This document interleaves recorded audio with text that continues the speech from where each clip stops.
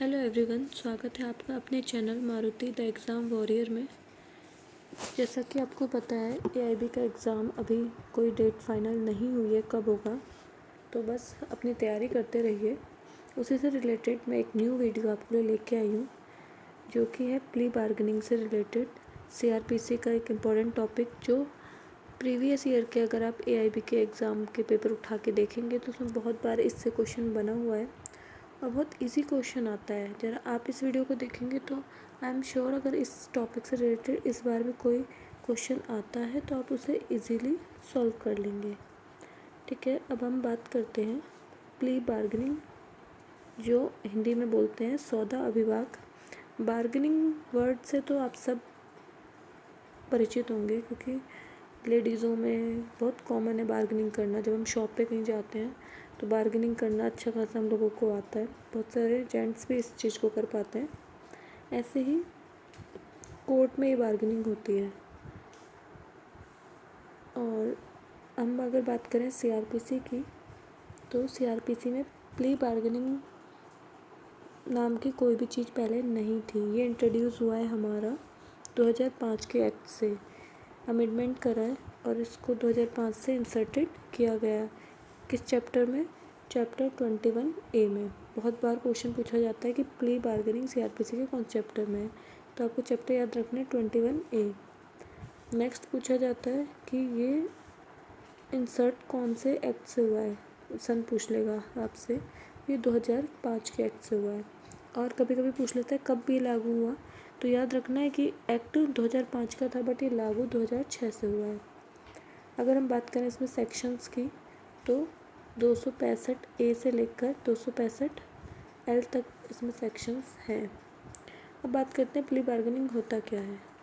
Plea bargaining में क्या होता है, दो पार्टीज़ होती हैं हमारे पास, एक अभियोजन और एक अभियुक्त, मतलब प्रोसिक्यूशन और आपका एक्यूज्ड। ये दोनों के बीच की बात होती है।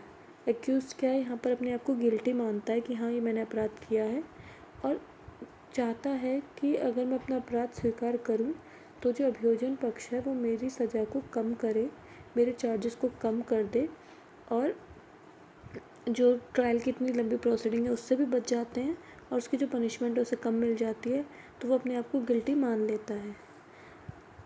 ठीक है, और ये जो प्रोसीडिंग होती है ये कब होगी? ये आपके हमेशा ट्रायल से पहले होती है। ठीक है, क्योंकि ट्रायल अगर शुरू हो जाएगा फिर तो सारी प्रोसीडिंग चलेगी। उससे पहले एक मौका दिया जाता है कि अगर अभियुक्त अक्यूज्ड अपने आप को गिल्टी मान लेता है तो जो उसके चार्जेस हैं मेन उसको थोड़ा रिड्यूस कर दिया जाएगा या फिर उसकी पनिशमेंट को रिड्यूस कर दिया जाएगा।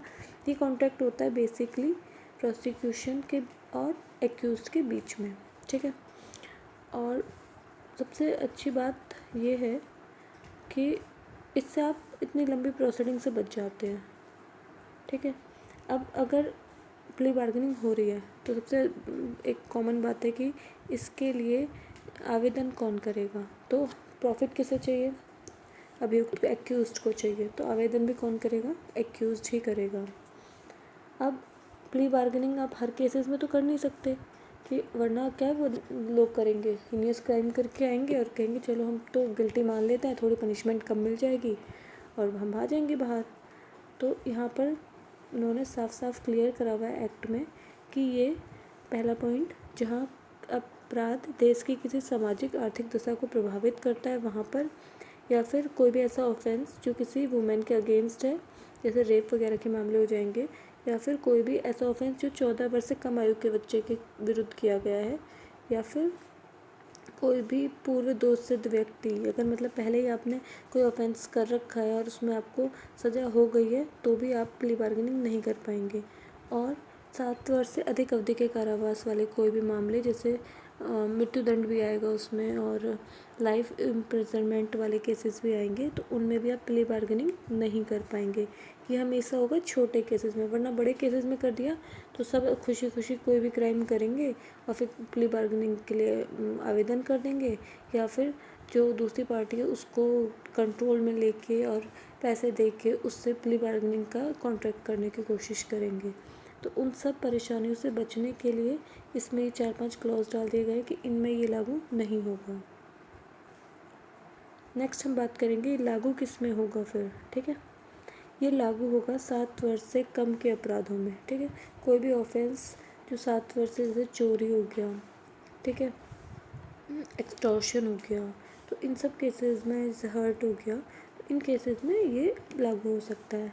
अब क्या है कि अगर कोई भी ऑफेंस है वो चाहे पुलिस रिपोर्ट के माध्यम से या फिर कंप्लेन से या फिर इशू ऑफ प्रोसेस से कोर्ट में आया हो, इन केसेस में भी आप क्या कर सकते हैं, प्ली बार्गेनिंग कर पाएंगे।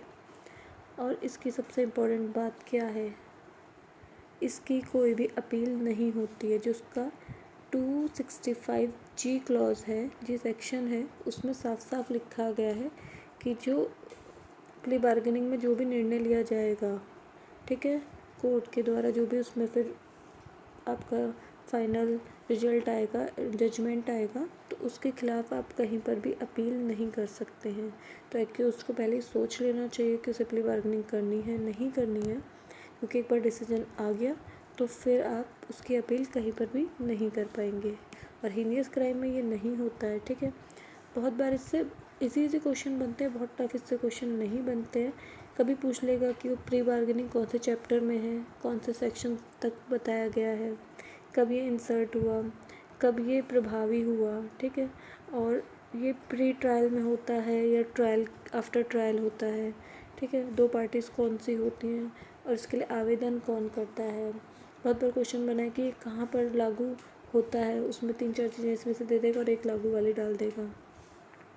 तो बहुत अच्छे शॉर्ट क्वेश्चंस बनते हैं और बहुत अच्छा टॉपिक है। अगर आप इसको आराम से इस वीडियो को देख लेते हैं तो आई होप कि इसी के बाहर से आप कोई भी क्वेश्चन इस टॉपिक का नहीं मिलेगा और इजीली आप इसको कवर कर पाएंगे। आपको ये वीडियो अच्छा लगा हो तो आप लाइक कर सकते हैं, अपने किसी फ्रेंड को शेयर कर सकते हैं। Thank you.